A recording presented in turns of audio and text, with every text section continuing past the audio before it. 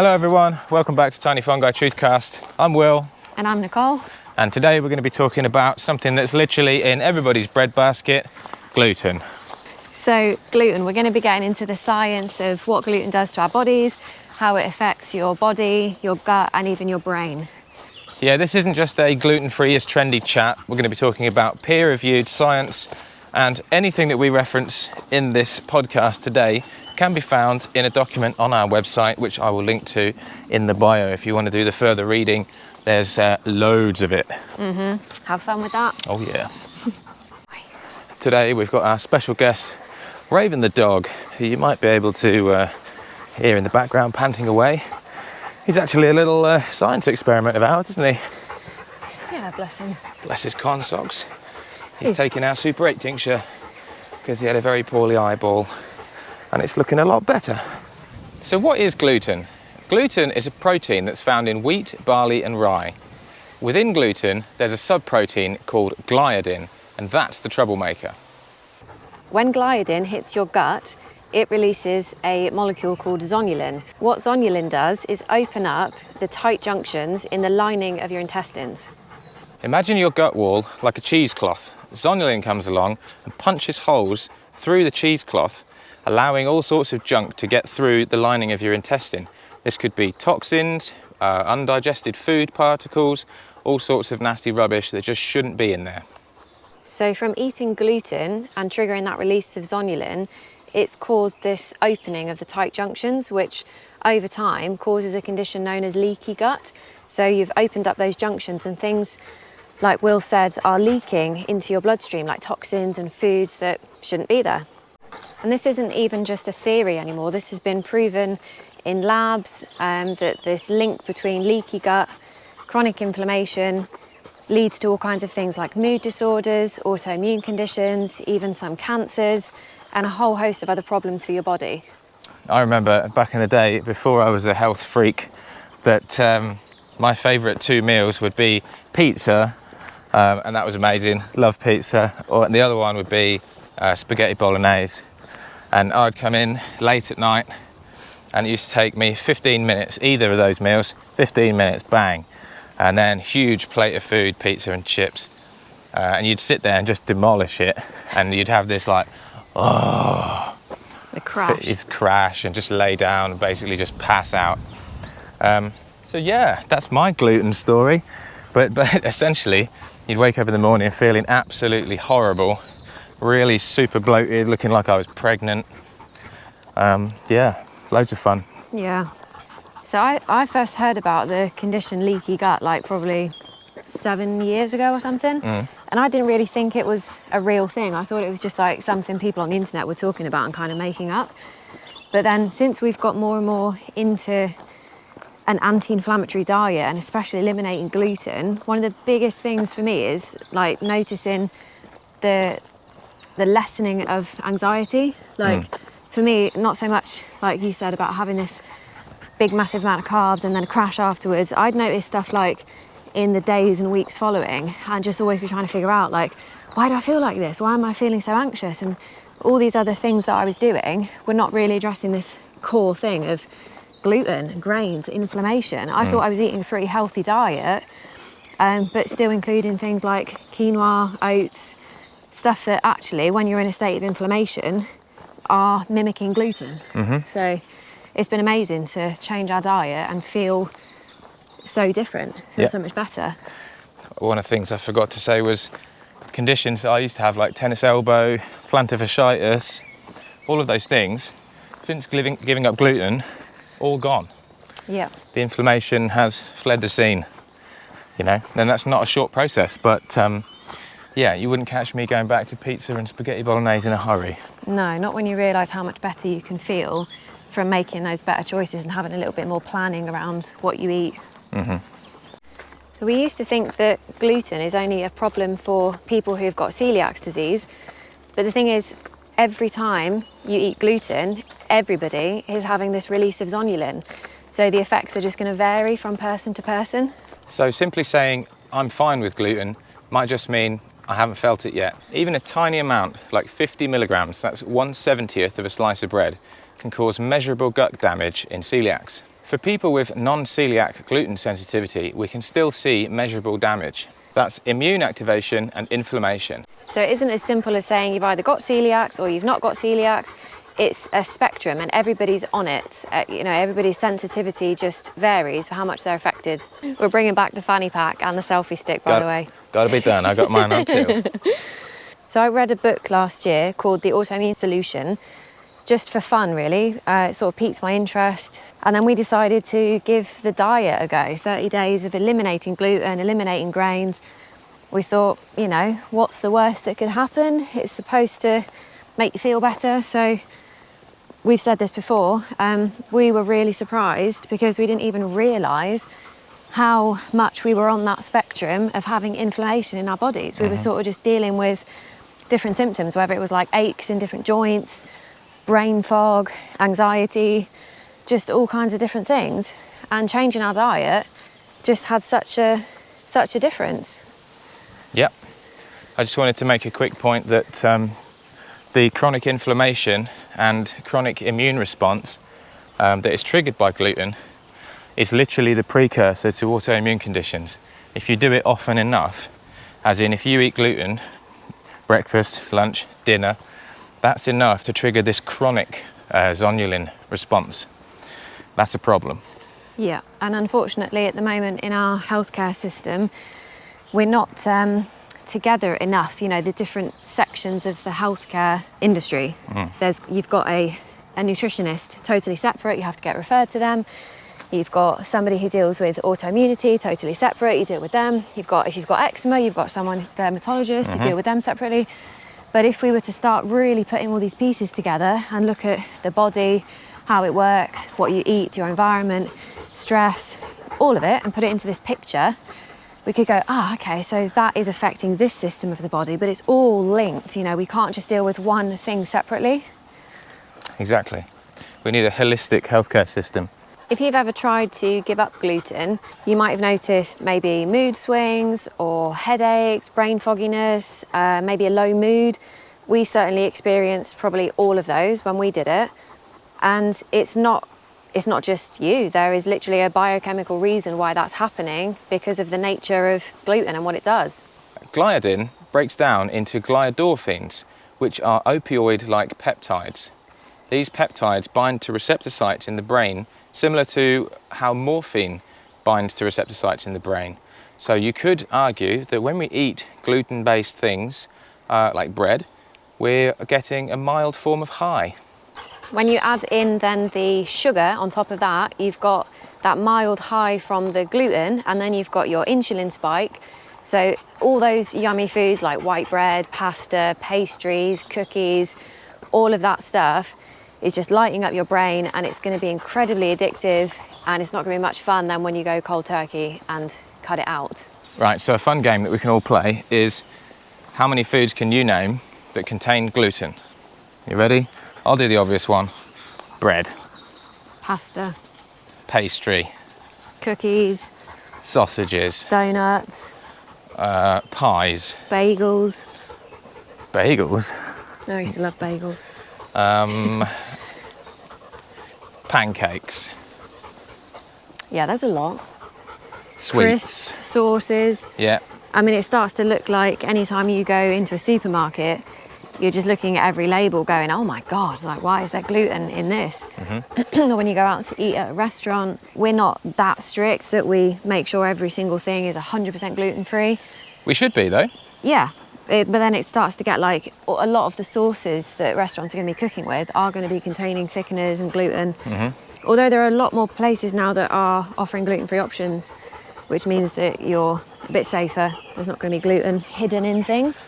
No, and it's worth considering that when you buy a packet of crisps, and your packet of crisps is about, 25 grams of crisps usually, and it says that it contains gluten, well, it's usually sort of sprinkled on the crisps, but when we remember that you only need 50 milligrams of gluten for an immune response, you're not even going to know it's there. Unless you check the label, you're just consuming it anyway and you don't even know it's there. So you don't need a lot. Yeah, and it's funny, it's one of those things that I do feel like people have always gone, oh, well, I've not got celiac disease, but when I eat gluten, it does make me feel a bit bloated. But that's that it's having a mild immune response, and it's activating a little bit of inflammation every time you eat something with gluten. And people always ask us about sourdough. What about if it's only a little bit of organic sourdough and I don't eat a lot of it? The problem is, even with sourdoughs, even if they're made from things like wholemeal, wheat or rye, spelt, ancient grains, they might be a little bit gentler on your system, as in they're not going to give you such a massive inflammation or like a massive amount of bloating that you might not notice. But the fact still remains that in any of those gluten-containing grains, there's still gliadin, so there's still zonulin, so there's still going to be an inflammatory response. So the idea with sourdough is that you ferment your dough for 48 to 72 hours in order to reduce some of that gluten and make a better bread. But commercially, so that's anything you find in a supermarket, has been fermented for about 6 hours, which is, well, nothing at all, really. It's the absolute bare minimum to call a bread a sourdough. So what that's going to do is it's going to reduce the amount of gluten load in that bread by approximately nothing at all. And this is why, as you can probably tell, we get invited to so many parties and have so many friends. But we are out with this terror, and look, we've just found this wall in the middle of the woods. That's pretty cool, isn't it? I didn't even know it was there. So if you're listening and you're not watching the video, we are in quite an old woodland, and there's an old wall, maybe part of an old railway or something. Maybe, could be part of the railway. Yeah. When your gut barrier breaks down, you're not just dealing with gut inflammation anymore, you're opening the door to neuroinflammation. And that's going to manifest as anxiety, mood swings, even depression. It's called the gut-brain axis for a reason, because what happens in your gut doesn't just stay in your gut, it's going to be affecting your brain as well. So when some people cut out gluten, they don't actually realise how much it's been affecting them until they start to notice changes in their mood, changes in maybe this like fogginess lifting, or like a constant feeling of tension in your gut that can actually start to lift as you eliminate gluten out of your diet. It's pretty amazing, really. I definitely noticed the difference in mood and feeling more calm after even 30 days of cutting out gluten and grains. I was honestly quite skeptical about cutting it out after reading Amy Meyer's book and learning how much gluten affects your gut and therefore your brain, and that gut health is so linked to autoimmune conditions and all of the symptoms you can experience. Even then, reading it in a book, I thought, I'm still pretty skeptical, to be honest. I've had quite a long journey with anxiety since my teenage years. And honestly, after 30 days of cutting out gluten is probably one of the things that's had the biggest impact on changing my mood, which I just found incredible. So I'm pretty adamant now on sharing that with other people, because I'm pretty sure there's a lot of people out there who are experiencing all kinds of issues and just maybe haven't twigged that it could be to do with their gut health, and simple things you can do to really feel better. So would you go as far as to say that gluten is a contributing factor to anxiety across the board? I think I can confidently say that now. And maybe it doesn't affect everybody in the same way. I can only speak from my own personal experience and the science that's now coming out, but it does seem to be that more people are talking about the importance of gut health and the gut-brain axis. So I think all of that is really valuable knowledge to not be overlooked. It's important to say at this point that zonulin affects everybody. There is nobody excluded from that. So you don't have to be celiac, you don't have to have non-coeliac gluten sensitivity. Just normal people that eat gluten, they will be affected. There's no one excluded. Right, here's a really fun one for you. This is where I put my conspiracy theorist hat on. If all of this gluten stuff was just made up, why would Big Pharma have invented a drug called larazotide acetate that actually blocks zonulin in the gut? Because they know it's a problem. And so what they're trying to do is monetize the solution to say, well, if you've got gluten sensitivity, you need this drug, because everyone's got gluten sensitivity and it's only getting worse and worse. So if you can monetize that problem, then you're going to make an awful lot of money. All right, so now we're going to get cereals, but don't eat cereals ever again because it's really bad for your gut. So the worst part about what gluten does to your gut and opening up those tight junctions is it's not only allowing food fragments to get into your bloodstream, but it's letting really nasty things in, like toxins, pesticides, chemicals, heavy metals, things that, you know, we say they're everywhere in our environment, and they really are. They are literally everywhere. We are so surrounded by toxins in our modern lives. And a lot of these things are class 1 carcinogens. They're not just a little bit bad for us, they are doing us real damage. So a little bit of cut down science. What happens is you get these toxins in your bloodstream, they float all around your body, they end up in your liver. Your liver can't detoxify them, it's got nowhere to put them. So where do they go? They go into your fat, into your adipose tissue.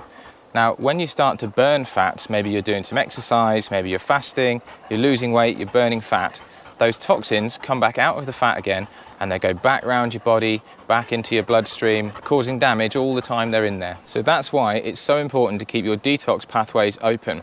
Keep your liver and kidneys flushed, and that means not getting dehydrated. We've actually not filled our water bottles up today, which was really silly because it's very humid out here. But yeah, you want to keep your detox pathways open, keep hydrated. You can take things like milk thistle, activated charcoal, chlorophyll, chlorella. So that's a good source of chlorophyll. It's got loads of vitamins and minerals. It's going to help your body to keep those detox pathways open. So what that means is when you are burning those fats and they get into your bloodstream, the toxins, the activated charcoal can bind to them. And then because you're flushing everything, you've got mild diuretics going on, you're actually going to excrete those toxins, which is what you want. And that's another reason why we love medicinal mushrooms, because we're under so much toxic load in our environment, sometimes from our food even, and the water we drink. Medicinal mushrooms help to bolster your immune system, so things like reishi can help you become more resilient long term. It's not just a temporary effect that it gives you this little boost. You're actually going to become more resilient over time. It's going to help your body to adapt. We make a tincture which is a mix of 6 different medicinal mushrooms and nettles and cleavers. So we've got this synergy of mushrooms and herbs which help to support your liver and kidneys as well to detox. So the nettles and cleavers are amazing for that. And you've got some of the best medicinal mushrooms known to man in that tincture that help support your gut health, so improving your gut diversity through prebiotics. You've got things like birch polypore, which are antiseptic, antibacterial. Yeah, it's an amazing blend that we use regularly. And if you want to get some, you can check out the link in our bio, check out our website and all the cool things that we make. It's time to talk about what you can do about all this gluten stuff and everything that we've been talking about today. But we just wanted to make a point that this podcast is not about us telling you what to do. Like everything that we're talking about is from hard-earned experience of walking the walk. And it takes a while to put all this information together. So it's supposed to be empowering for people that are taking this information in to make your own decisions about stuff. Yeah, absolutely. And we've read so many interesting books on wellness, essentially. That's been the theme, hasn't it, for us over the last year at least, of different things, from learning really what is an autoimmune condition and all about gut health and the science behind it. Maybe people listening to this have seen like the Zoe podcast and things like that. Gut health is getting more press at the moment, so that's really good.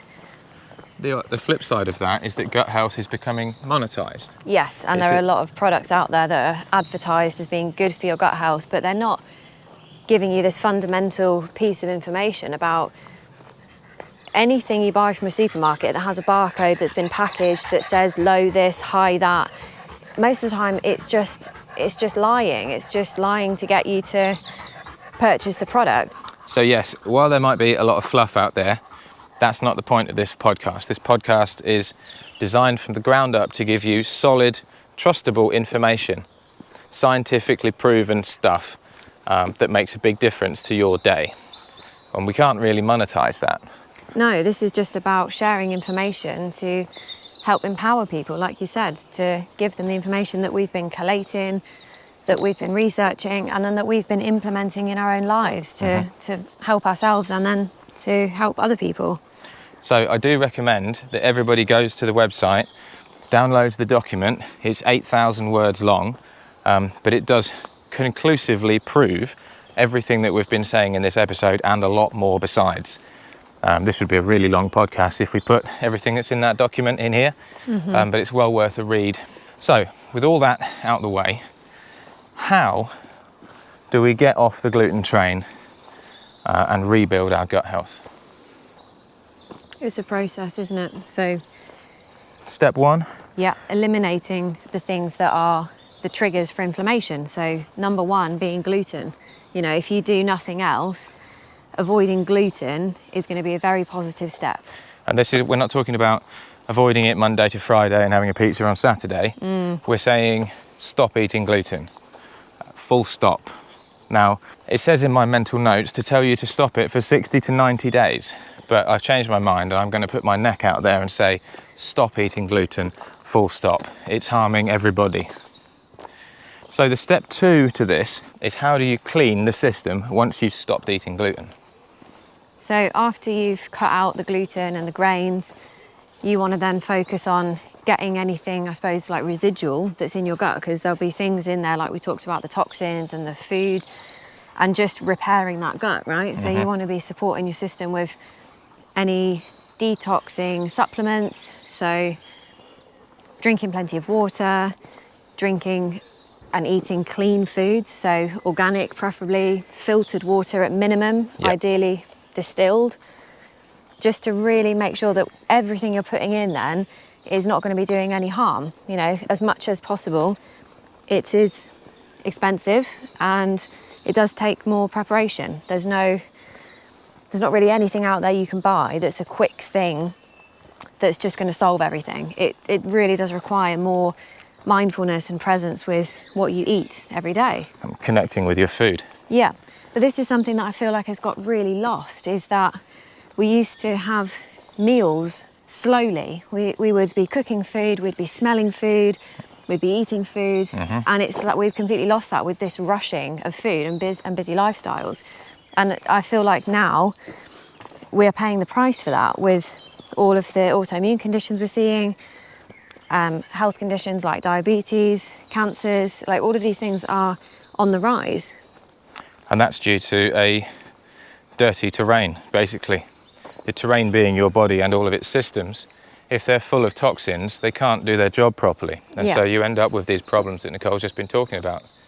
So, once you've stopped the flow of toxins into your body and you've detoxed what is in there out, how do you rebuild your gut health from scratch? That's where things like your bone broths, probiotics, fermented foods. So we have quite a lot of fermented foods in our diet. We actually successfully recently made our first cauliflower leaf sauerkraut. So we had a cauliflower, quite a big organic cauliflower, and all the leaves we cut off and fermented, added some spices. It was great. Beautiful, wasn't it? So anything like that, kimchi, sauerkraut, kefir, yeah, and even let's go as far as to say probiotic capsules if you absolutely have to. Yeah, there's a time and a place for those. If you need a boost of probiotics, you know, if you have got some sort of infection going on or you've got some severe gut issues, having a high dose of probiotics short term can definitely help rebuild and repopulate the good guys in your gut.